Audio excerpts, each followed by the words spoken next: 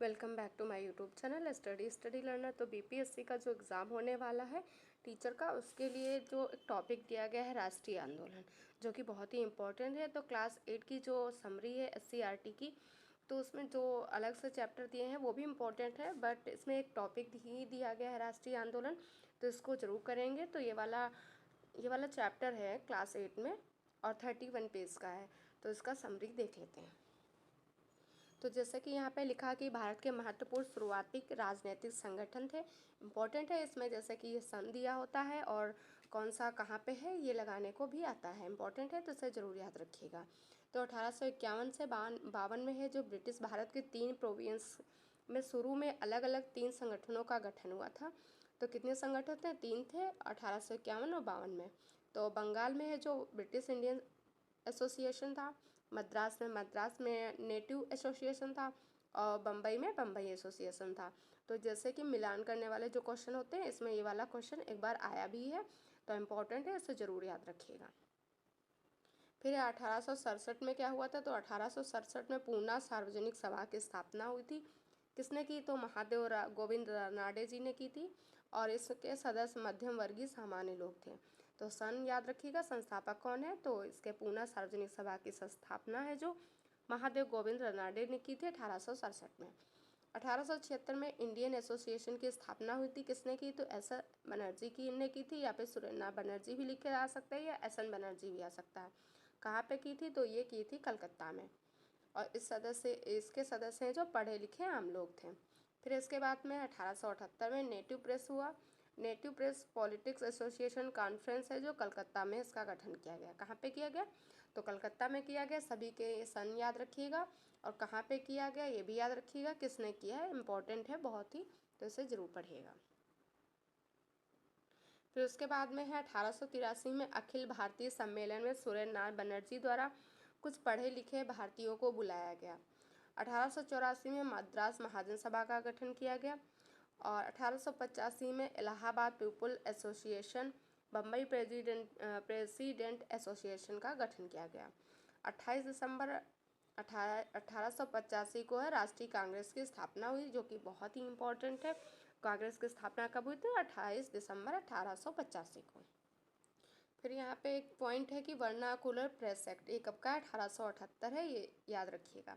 इसके माध्यम से है जो प्रतिबंधात्मक कार्रवाई की गई थी, ताकि ये जो लोग प्रसार कर रहे थे पत्रों के माध्यम से, जो अंग्रेजों के अत्याचार और शोषण था, उसके लिए ये चलाया गया था वर्नाकुलर प्रेस एक्ट। कब का है? 1878 का है। इम्पोर्टेंट है, इसे याद रखिएगा। और इसके द्वारा जो ये एक्ट आया वर्नाकुलर प्रेस एक्ट 1878 देसी भाषा में था, और इसके द्वारा है जो भारतीय भाषाओं में जो छपने वाले अखबार थे उन पर प्रतिबंध लगा दिया गया था। कौन कौन से अखबार थे? तो इंडियन मिरर था, बंगाली केसरी, मराठी, हिंदू पैट्रियट, अमृत बाजार पत्रिका, इन सब पर है जो इन्होंने बैन लगा दिया था। इसके बाद एक यहाँ पे बहुत ही इंपॉर्टेंट पॉइंट लिखा हुआ है कि जब भारत में राष्ट्रवादी विचार एक आकार लेना लगा था, तो जो आईसीएस की परीक्षा होती है, जिसको अब है आईएएस कहते हैं, पहले आईसीएस कहते थे, तो उसमें जैसे कि उसमें जो एग्ज़ाम होता था 21 वर्ष होता था, तो उसमें 21 वर्ष से घटाकर 19 वर्ष कर दी गई थी। इंपॉर्टेंट है ये पॉइंट, इसे ज़रूर याद रखिएगा। नेक्स्ट है लॉर्ड रिपन है जो लॉर्ड रिपन ने जाति भेद पर आधारित न्यायिक असमानता को दूर करने का प्रयास किया था, और इसने इल्बर्ट बिल के माध्यम से भारतीय थे जो जिला एवं सत्र न्यायाधीश को भी वही शक्तियाँ तथा अधिकार प्रदान किए जाएं जो कि यूरोपीय न्यायाधीशों को मिले हुए थे। तो ये जो इल्बर्ट बिल था उसमें क्या लिखा था? तो उसमें था कि जैसे जो जिला और सत्र न्यायाधीश थे, जो उनको अधिकार और शक्तियाँ यूरोपीय न्यायालय के जो न्यायाधीश होते थे उनको मिलती थी, वही वही सब अधिकार शक्तियाँ हैं जो भारतीयों को मिले। और ये जो इल्बर्ट बिल कौन लाया था? तो लॉर्ड रिपन लाया था। इम्पोर्टेंट है, इसे याद रखिएगा।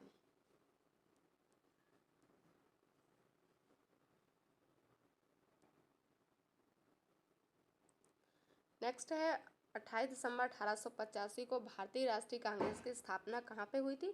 तो बम्बई के गोकुल दास कॉलेज में हुई थी। ये पूरा लाइन है, बहुत ही इंपॉर्टेंट है।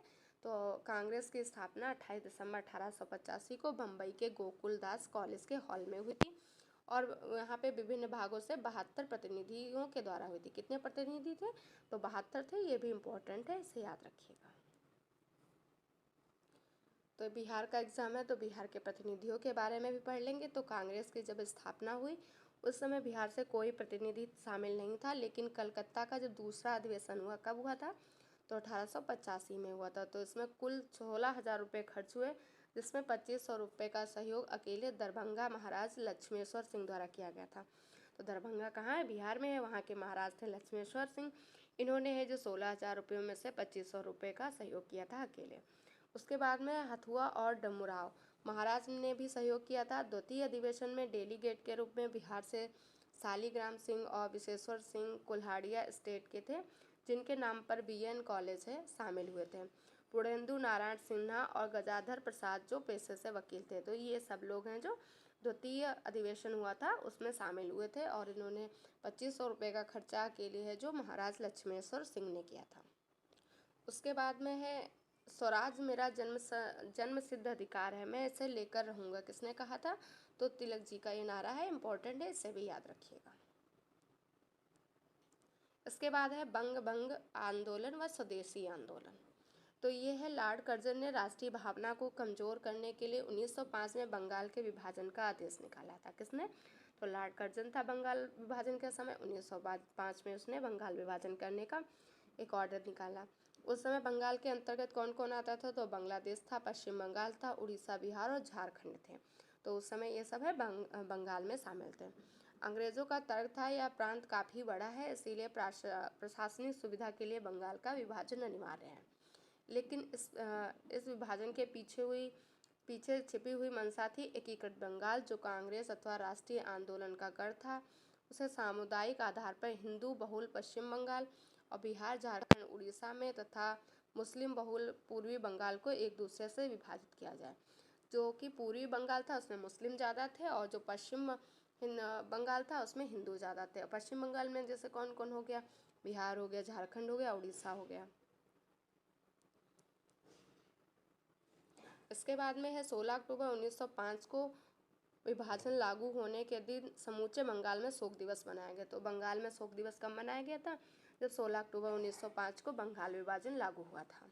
ये डेट और शोक दिवस कब मनाया गया याद रखिएगा। लोगों ने इस दिन है वो उपवास रखे। बंगाल की गलियों में वंदे मातरम के नारे भी गूंजे। और फिर है कलकत्ता के टाउन हॉल में एक सभा हुई थी। कहाँ पे? कलकत्ता का टाउन हॉल था। उसमें है जो तिलक जी उपस्थित थे। लोगों ने विदेशी वस्तुओं का बहिष्कार किया, स्वदेशी वस्तुओं का उपयोग कर संकल्प लिया था। कहाँ पे किया गया था ये? तो कलकत्ता के टाउन हॉल में।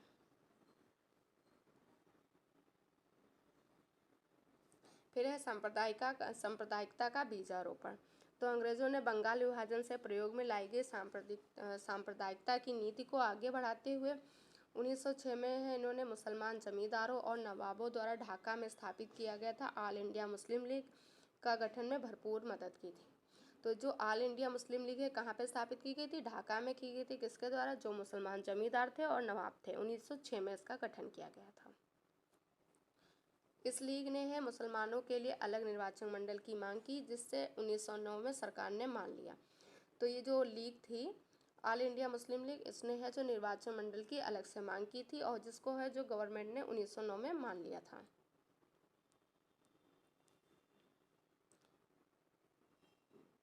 नेक्स्ट है अतिवादी क्रांतिकारी। तो इसमें है जो युवा क्रांतिकारी आवश्यकता पड़ने पर हिंसा का रास्ता अपनाने को भी तैयार थे। तो खुदीराम बोस थे राष्ट्रीय आंदोलन में बम की राजनीति का प्रारंभ करने वाले प्रथम क्रांतिकारी थे। तो राष्ट्रीय आंदोलन में बम की राजनीति का प्रारंभ करने वाले प्रथम क्रांतिकारी कौन हो जाएंगे? तो खुदीराम बोस हो जाएंगे। और इनके पहले अपने उद्देश्य की प्राप्ति के लिए क्रांतिकारियों द्वारा पिस्तौल का ही इस्तेमाल किया जाता था पहले। नेक्स्ट है मुजफ्फरपुर के ज़िला न्यायाधीश डीएच किंग्सफोर्ड की हत्या की जिम्मेदारी किसने ली थी? खुदीराम बोस ने ली थी। कहाँ के ये जिलाधिकारी न्यायाधीश थे? तो मुजफ्फरपुर के ज़िला न्यायाधीश थे डीएच किंग्सफोर्ड। बम फेंककर इनकी हत्या कर दी थी। और इन पर बम कब फेंका था? तो ये हैं जो 30 अप्रैल 1908 को उन्होंने बम फेंक दिया था, और वहाँ पे ही उनकी मृत्यु हो गई। और उनकी पत्नी ने वहीं पे ही दम तोड़ दिया। उनकी पत्नी और वो दोनों लोग उनकी वहीं पे डेथ हो गई थी। फिर है उन पर मुकदमा चला खुदीराम बोस पर, और उनको है जो 11 अगस्त 1908 को फांसी दे दी गई थी। फिर नेक्स्ट पॉइंट है कि जो 1897 को पूना में प्लेग कमिश्नर रैंड की हत्या चापेकर बंधुओं द्वारा की गई। तो जो प्लेग कमिश्नर रैंड थी उसकी हत्या किसने की थी? चापेकर बंधुओं ने की थी 1857 को। इम्पोर्टेंट है, ऐसे याद रखिएगा। पृथक निर्वाचक मंडल क्या था? तो किसी खास धर्म जाति के लोगों का चुनाव अपनी जाति या धर्म के लोगों द्वारा किया जाना, तो ये था पृथक निर्वाचक मंडल। सांप्रदायिकता क्या होता है? तो किसी संप्रदाय द्वारा अपने राजनीतिक स्वार्थों की प्राप्ति के लिए धार्मिक भावना का इस्तेमाल करना, ये होता है सांप्रदायिकता। फिर इसके बाद है गांधी जी का आगमन। तो गांधी जी कब आए थे भारत में? तो 1915 में आए थे। कहाँ से आए थे? दक्षिण अफ्रीका में आए, जब सत्याग्रह का सफल प्रयोग करने के बाद महात्मा गांधी 1915 में भारत लौटे थे। उन्होंने सत्याग्रह क्या था? शोषण और अन्याय के विरुद्ध अहिंसक तरीके से न्याय की मांग करना सत्याग्रह था। नस्ल भेद क्या था? शारीरिक रंग बनावट के आधार पर लोगों के बीच भेदभाव, यह था नस्ल भेद। तो साबरमती आश्रम कहाँ है? अहमदाबाद में है। किसने इसको स्थापित किया? तो महात्मा गांधी जी ने किया था। नेक्स्ट है भारत में सत्याग्रह का प्रथम प्रयोग कहाँ हुआ था? तो चंपारण में हुआ था। इम्पोर्टेंट है बहुत, इसे याद रखिएगा। गांधी जी राष्ट्रीय आंदोलन की मुख्य धारा से जुड़ने से पहले स्थानीय समस्याओं को लेकर चंपारण कहाँ है? बिहार में है। अहमदाबाद और खेड़ा में आंदोलन का नेतृत्व किया। चंपारण और खेड़ा तो किसानों का आंदोलन था, लेकिन अहमदाबाद आंदोलन औद्योगिक मजदूरों से संबंधित था। इम्पोर्टेंट है, इसे याद रखिएगा। चंपारण और खेड़ा है जो किसानों का था, अहमदाबाद है जो औद्योगिक मजदूरों से संबंधित था। फिर है कहानी बिहार के चंपारण की है। 19 सदी के आरंभ में चंपारण के किसानों के साथ अंग्रेज बगान मालिकों ने एक समझौता किया था। इस फैसले के तहत बीघे के 3 कट्टे मतलब कि 3/20 में किसानों की नील की खेती अनिवार्य रूप से करनी पड़ती थी। इसे 3 कठिया पद्धति कहते थे। ये भी इम्पोर्टेंट है। और कितने भाग पे करनी पड़ती थी? 3/20 पे करनी पड़ती थी। और इसमें है जो जर्मनी के रासायनिक रंगों ने नील की मांग को अंतर्राष्ट्रीय बाजार से बाहर कर दिया था। किसान नील की मांग घट जाने के कारण खेती नहीं करना चाहते थे, लेकिन अंग्रेज हैं जो बगान मालिकों ने समझौते से मुक्त करने के लिए बहुत सारी शर्तें रखी थी। किसानों के विरोध में एक तंगहाली के बावजूद अंग्रेज जमींदार किसानों को लूटते रहे थे। फिर है चंपारण के जो किसानों को जमींदारों के चंगुल से मुक्त कराने के लिए राजकुमार शुक्ल ने कांग्रेस के लखनऊ अधिवेशन में गांधी जी से चंपारण आने का आग्रह किया था। तो गांधी जी को है जो चंपारण आने के लिए किसने कहा आग्रह किया था? तो ये क्वेश्चन आता है एग्जाम में। राजकुमार शुक्ल ने किया था। और कौन सा अधिवेशन था? तो कांग्रेस का लखनऊ अधिवेशन था, तब किया था। गांधी जी ने जब किसानों की समस्याओं को समझाने के लिए चंपारण पहुंचे तो कमिश्नर ने उन्हें वापस आने का आदेश दिया। गांधी जी ने मानने से इनकार कर दिया और दंड को भुगतने का फैसला किया उन्होंने वहाँ पे। इसके बाद में है चंपारण की सफलता के बाद ये अहमदाबाद के मजदूरों ने भी मदद मांगी गांधी जी से।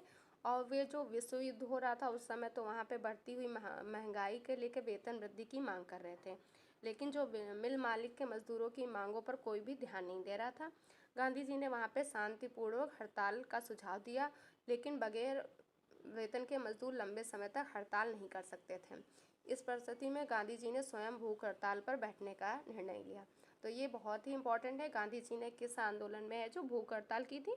तो ये हो जाएगा अहमदाबाद मिल मजदूर आंदोलन था, यहाँ पे की थी। क्योंकि मजदूर हैं जो लंबे समय तक हड़ताल नहीं कर सकते थे, इसलिए गांधी जी ने स्वयं वहाँ पे भूख हड़ताल का बैठने का निर्णय लिया। फिर इसके बाद है रॉलेट सत्याग्रह। गांधी जी ने चंपारण, खेड़ा और अहमदाबाद के आंदोलन के माध्यम से लोगों को विरोध के लिए सत्याग्रह का संदेश दिया।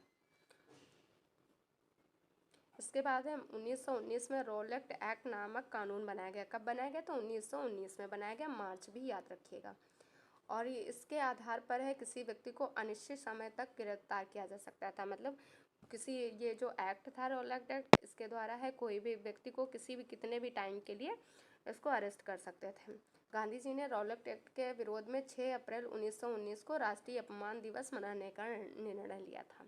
तो इम्पोर्टेंट हो जाता है, गांधी जी ने जो राष्ट्रीय अपमान दिवस मनाने का निर्णय कब लिया था, तो 6 अप्रैल 1919 को लिया था। इम्पोर्टेंट डेट है, इसे याद रखिएगा। तो इस क्रम में है जो पंजाब के 2 नेता थे, सफुद्दीन किचलू और सत्यपाल को गिरफ्तार कर लिया गया था। और इसके पंजाब के लोगों ने इसका विरोध प्रदर्शन किया। 13 अप्रैल 1919 को वैसाखी के दिन बड़ी संख्या में जलियांवाला बाग अमृतसर में लोग जमा हो गए। लोग वहां सभा कर रहे थे। पुलिस ने बिना चेतावनी के उन पर गोली चलाना स्टार्ट कर दिया और वहां पे सैकड़ों हजारों की संख्या में लोग घायल हुए और मारे भी गए। तो ये जो जलियांवाला बाग कांड कब हुआ था, तो 13 अप्रैल 1919 को हुआ था, बैसाखी के दिन हुआ था। फिर इसके बाद में है जो खिलाफत और असहयोग आंदोलन है। प्रथम विश्व युद्ध में पराजय के बाद तुर्की के खलीफा पद से हटा दिया गया था। तो तुर्की के खलीफा थे, उनको अपने पद से हटा दिया गया था। दुनिया के अन्य हिस्सों में मुसलमान की तरह भारतीय मुसलमान भी ऑटोमन साम्राज्य के पवित्र इस्लामिक स्थलों पर खलीफा का नियंत्रण ही देखना चाहते थे। तो खलीफा आंदोलन की शुरुआत किसने की थी, तो खलीफा आंदोलन की शुरुआत है जो मोहम्मद अली और शौकत अली के नेतृत्व में अंग्रेज़ों की वादा खिलाफी के विरुद्ध खिलाफत आंदोलन की शुरुआत की किसने, तो भारतीय मुसलमान थे और नेतृत्व किसने किया था, तो मोहम्मद अली थे और शौकत अली थे। खलीफा क्या होता था, तो मुसलमानों का धार्मिक एवं राजनीतिक रूप से जो प्रधान व्यक्ति होता था उसे खलीफा कहते थे। नेक्स्ट है अगस्त 1920 को गांधी जी ने नेतृत्व में असहयोग आंदोलन चलाने का निर्णय लिया। तो असहयोग आंदोलन कब चलाया गया, अगस्त 1920 में चलाया गया था। इम्पोर्टेंट है, इसे याद रखिएगा। असहयोग आंदोलन के दरमियान सरकारी पदवियों को छोड़ने का निर्णय लिया गया। जो नेता थे उन लोगों ने निर्णय लिया कि वो जो सरकारी पदवियाँ मिली थी उनको छोड़ देंगे। तो रविन्द्रनाथ टैगोर जी ने नाइट और महात्मा गांधी जी ने कैसरे हिंद की उपाधि त्याग दी। इम्पोर्टेंट है, ये याद रखिएगा। नेक्स्ट है खैरू मियाँ की ज़मीन पर है बिहार विद्यापीठ और सदाकत आश्रम को स्थापित किया गया। किसकी ज़मीन थी, खैरू मियाँ की ज़मीन थी। और यहाँ पे है बिहार विद्यापीठ और सदाकत आश्रम को स्थापित किया गया था। और ये किया किसने था, तो मजहरुल हक ने किया था, राष्ट्रीय आंदोलन की गतिविधियों को संचालित करने के लिए। इनका नाम याद रखिएगा। और बिहार विद्यापीठ और सदाकत आश्रम को उन्होंने स्थापित किया। मजहरुल हक ने है जो असहयोग के कार्यक्रम के प्रचार और हिंदू मुस्लिम एकता कायम करने के उद्देश्य से द मदरलैंड नामक अखबार का सदाकत आश्रम से निकाला था। तो जो द मदरलैंड अखबार था उसको किसने निकाला था, तो ये थे मजहरुल हक थे। और कहाँ से निकाला था, सदाकत आश्रम से निकाला था। फिर है 22 दिसंबर 1921 को ब्रिटिश युवराज का पटना में आगमन हुआ। उस दिन शहर में हड़ताल मनाई गई थी। नेक्स्ट है 5 फरवरी 1922 को आंदोलनकारियों की भीड़ ने चोरी चौरा पुलिस थाना जो कि उत्तर प्रदेश में है, यहाँ पर हमला करके 22 पुलिसकर्मियों को जिंदा जला दिया था। तो ये जो चौरी चौरा घटना कब हुई थी, 5 फरवरी 1922 को हुई थी। कहाँ पे, यूपी में हुई थी। और 22 पुलिसकर्मियों को इसमें जला दिया गया था। गांधी जी इस जो आंदोलन था इसके खिलाफ थे। उन्होंने 6 फरवरी 1922 को आंदोलन समाप्ति की घोषणा कर दी थी। फिर इसके बाद है झंडा सत्याग्रह। तो झंडा सत्याग्रह का प्रारंभ है 13 अप्रैल 1923 से शुरू हुआ, जब अंग्रेजी प्रशासन ने लोगों को झंडा लेकर चलने से रोक दिया। तो कौन सा आंदोलन सत्याग्रह स्टार्ट हुआ, झंडा सत्याग्रह 13 अप्रैल 1923 को। नेक्स्ट है जमनालाल बजाज कमेटी ने 1 मई 1923 से झंडा सत्याग्रह करने का निश्चय लिया था। कब से लिया था, 1 मई 1923 से। किसने, तो जमनालाल बजाज कमेटी ने किया था। यह आंदोलन 109 दिनों तक चला। 1560 सत्याग्रहियों को इसमें सजा हुई थी। नेक्स्ट है स्वराज दल का गठन किसने किया था, तो फरवरी 1923 में स्वराज दल का गठन किया गया। इसमें चित्तरंजन दास और मोतीलाल नेहरू ने किया था। इम्पोर्टेंट है, इसे याद रखिएगा। नेक्स्ट है असहयोग आंदोलन के स्थगन के बाद जनता के बीच उपजी असंतोष की भावना का लाभ उठाने के उद्देश्य से भारतीय कम्युनिस्ट पार्टी और राष्ट्रीय स्वयंसेवक संघ RSS का गठन हुआ था। क्रमशः एक पार्टी सर्वहारा जनसाधारण वर्ग की प्रतिनिधि थी, दूसरी खुद को हिंदूवादी उग्र राष्ट्रवादी संगठन मानती थी। जो हिंदूवादी और उग्र राष्ट्रवादी कौन थी, तो आरएसएस थी, ये याद रखिएगा। भगत सिंह जैसे क्रांतिकारियों ने जो HSRA की गठन किया था। तो HSRA है जो इसका फुल फॉर्म होता है हिंदुस्तान सोशलिस्ट रिपब्लिक आर्मी। इसका गठन भगत सिंह ने किया था, इंपॉर्टेंट है, इसे याद रखिएगा। जवाहरलाल नेहरू की अध्यक्षता में पूर्ण स्वराज का प्रस्ताव भी पारित किया गया था। किसकी अध्यक्षता में, तो ये जवाहरलाल नेहरू की। 26 जनवरी 1930 को लाहौर में रावी नदी के तट पर है जो स्वतंत्रता दिवस मनाया गया। तो पहली बार स्वतंत्रता दिवस कब मनाया गया था, 26 जनवरी 1930 को लाहौर में मनाया गया, रावी नदी के तट पर। इंपॉर्टेंट है, इसे याद रखिएगा। नेक्स्ट है बैकुंठ शुक्ल थे। इनका जन्म 1910 में मुजफ्फरपुर, जो कि अब वैशाली में आता है, कि जलालपुर गांव में हुआ था। और उन्होंने प्राथमिक शिक्षा अपने गांव मथुरापुर गांव के लोअर प्राइमरी स्कूल में शिक्षक थे ये। 1930 में सबने अवज्ञा आंदोलन में जुड़े थे और इन्हें गिरफ्तार करके पटना कैंप में डाल दिया गया था। 1931 में जो गांधी इरविन समझौता हुआ था उसमें अन्य सत्याग्रहियों के साथ इन्हें रिहा किया गया। बाद में ये HSRA आर्मी के संपर्क में आकर क्रांतिकारी बन गए। फणींद्रनाथ घोष, जो कि बेतिया का निवासी था, जब दल विरोधी कार्य करने लगा तब इसकी हत्या कार्यक्रम में इन्होंने सक्रिय योगदान दिया था। और सन 1930 में जो भगत सिंह की राजगुरु सुखदेव के खिलाफ गवाही दी, जिसके कारण उन्हें फांसी की सजा मिली थी। ये पॉइंट याद रखिएगा। इसने है जो 1930 में भगत सिंह, जो फणींद्रनाथ घोष हैं, इन्होंने है जो भगत सिंह, राजगुरु और सुखदेव के खिलाफ गवाही दी थी, जिसके कारण इन्हें फांसी हुई थी। किसने दी थी गवाही, तो फणींद्रनाथ घोष थी। और फणींद्रनाथ घोष पर हमला किसने किया था, तो बैकुंठ शुक्ल और चंद्रमा सिंह के द्वारा 9 नवंबर 1932 को हुआ था। तो फणींद्रनाथ घोष का हत्या किसने की थी, तो बैकुंठ शुक्ल ने की थी। इंपॉर्टेंट है, इसे याद रखिएगा। इसके बाद है दांडी मार्च। जब गांधी जी के द्वारा स्टार्ट किया गया था दांडी मार्च। इसमें है जो सरकार ने नमक के उत्पाद और बिक्री पर एक एकाधिकार स्थापित टैक्स लगाया था, जिससे सरकार को अच्छी आमदनी होती थी। इस कानून से देश का हर व्यक्ति, अमीर, गरीब, महिला, पुरुष, ऊंच नीच था, वो प्रभावित थे। गांधी जी ने नमक कानून को राष्ट्रीयता की भावना से जोड़ा और वे मानते थे कि प्रकृति प्रदत्त चीज़ें हैं और बिना कर के सबके लिए सुलभ होना चाहिए। तो गांधी जी ने है जो नमक कानून के विरोध में सविनय अवज्ञा का निश्चय किया था। तो जो सविनय अवज्ञा चलाया गया था, किसके विरोध में था, नमक कानून के विरोध में था। इसमें जो 79 साथियों के साथ 12 मार्च 1930 को साबरमती आश्रम से दांडी कहाँ पे है, समुद्र तट के किनारे है, यहाँ के लिए नमक कानून तोड़ने के लिए निकल पड़े थे। तो ये जो 12 मार्च 1930 को साबरमती आश्रम कहाँ पे है, अहमदाबाद, गुजरात में है, ये भी याद रखिएगा। 6 अप्रैल को 1930 को दांडी पहुंचकर गांधी जी ने सार्वजनिक रूप से नमक इकट्ठा पर नमक कानून को तोड़ा था।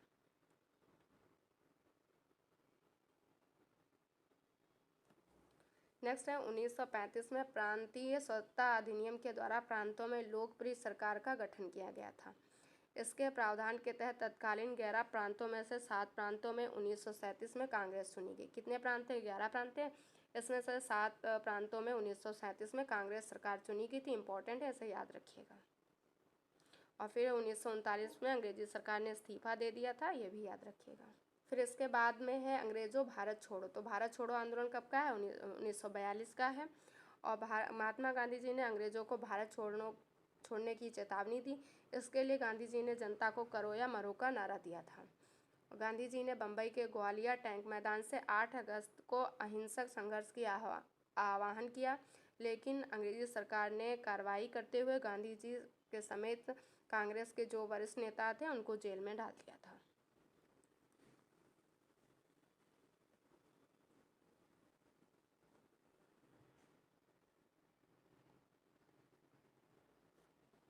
उन्नीस के भारत छोड़ो आंदोलन के दौरान पटना के हालात को दर्शाती है और डॉक्टर UN शाही ने इस पर अपनी पत्नी को पत्र भेजा था। इंपॉर्टेंट है, इसे याद रखिएगा। किसने भेजा था, तो डॉक्टर UN शाही ने भेजा था।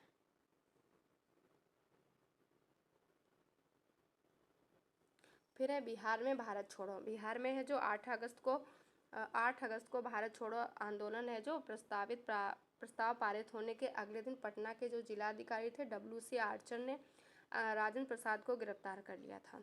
11 अगस्त को विद्यार्थियों के एक जुलूस ने सचिवालय भवन के सामने विधानमंडल के भवन पर राष्ट्रीय झंडा फहराने का प्रयास किया गया और इसमें है जो 7 छात्र हैं जो मारे गए और अनेक घायल हुए थे। और स्वतंत्रता प्राप्ति के बाद इस स्थान पर शहीद स्मारक का निर्माण किया गया।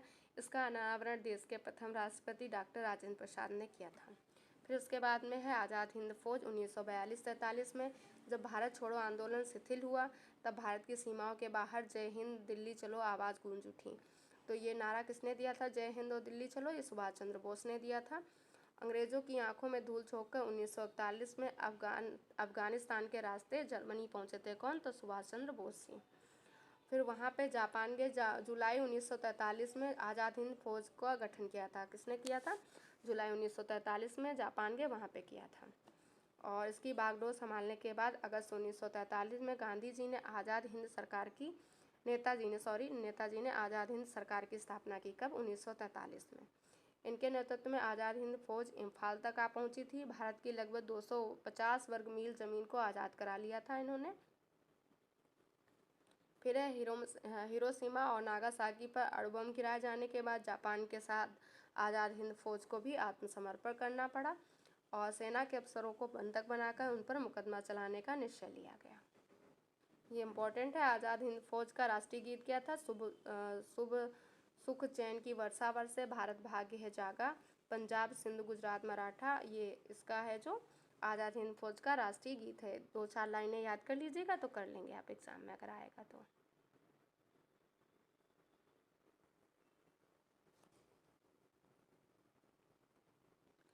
नेक्स्ट है जो मुस्लिम लीग थी उसने 1900 दशक में ही 2 राष्ट्रों का सिद्धांत स्वीकार कर लिया था, लेकिन 1940 में मुस्लिम बहुल पश्चिमोत्तर और पूर्वी क्षेत्रों में मुसलमानों के लिए स्वतंत्र राज्य की मांग की गई। 1946 में प्रांतीय चुनाव में पृथक निर्वाचन क्षेत्र में लीग की बेजोड़ सफलता ने पाकिस्तान की मांग के प्रति इसे और मुखर कर दिया। सरकार ने पाकिस्तान की मांग और भारत की स्वतंत्रता के संबंध में अध्ययन करने के लिए 3 सदस्यीय कैबिनेट मिशन भारत भेजा। तो जो कैबिनेट मिशन भारत आया था उसमें कितने सदस्य थे? 3 थे।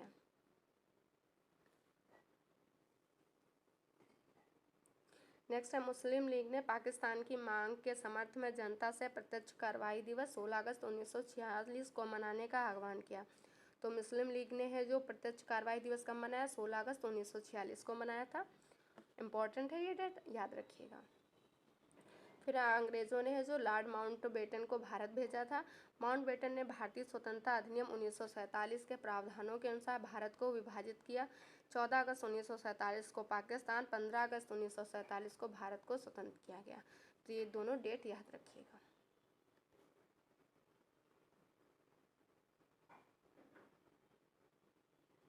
तो ये था इस चैप्टर का पूरा समरी। अगर आपको पसंद आए तो लाइक शेयर सब्सक्राइब जरूर करिएगा। वीडियो को देखने के लिए थैंक यू सो मच।